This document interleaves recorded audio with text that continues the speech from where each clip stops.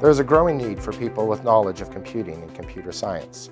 The workforce needs people who not only have computer programming skills, but can also engage in computational thinking practices such as problem solving, designing creative solutions, and abstracting problem solutions. The world we live in is full of technology, and my students need to have an understanding of it. I want them to be producers, not just consumers of technology. We're going to get behind if they have not learned this by the time they're in high school or at least been exposed to it. In our Principled Assessment of Computational Thinking, or PACT projects, SRI is working with high school teachers across the U.S. to help them figure out what complex computer science concepts and practices their students are learning in an introductory course exploring computer science, or ECS. Computer science is something that needs to be for all and not just the haves. As I said before, I work with mainly students of color who've been disenfranchised and may not have that access to computers. Having a class like this gives students that equal opportunity, that level playing field that we always want to have. That's not just equality, it's equity. It's giving people a chance that normally wouldn't have it.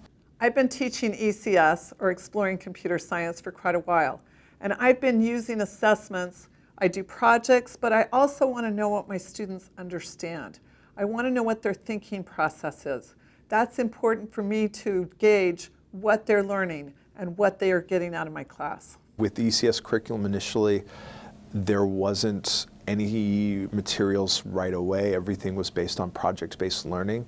But then because it was so broad, they forgot what some of those basic skills were that they needed to make something bigger. So I feel that one of my hiccups was not measuring these little parts, these little moments that would ultimately add up to something larger. To meet teachers' needs, we used a principled assessment design process to build paper and pencil assessments for ECS.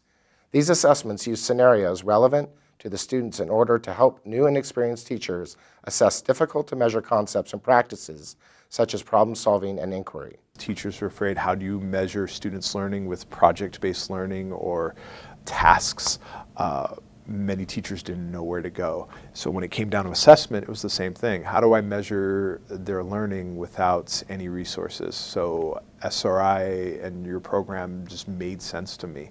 And I looked at how I can get involved in any way possible. So after a year in, this is my second year, I feel so much more confident in my instruction, and I'm seeing the growth that my students are doing leaps and bounds. I've been using the ECS, or Exploring Computer Science assessments, that SRI has developed.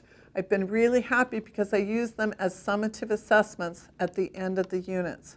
It gives me a real snapshot of what my students have gotten and what they understand.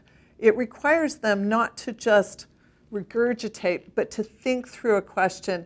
It's maybe something they haven't seen exactly that way, and I want to see if they can think. Because in the end, that's what I really want them to learn, is how to think.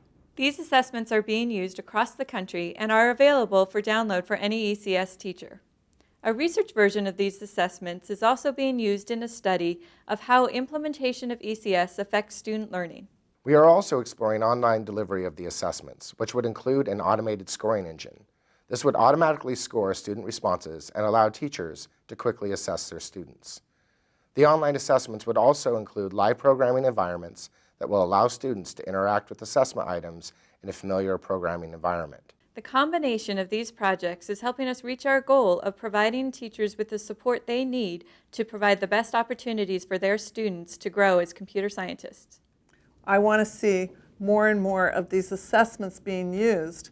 And when I talk to other teachers about this class, one of their big questions is, this is great, what do I grade? How do I know they've got it? And the nice thing is, I have a good answer for that. To learn more, visit our website at pact.sri.com.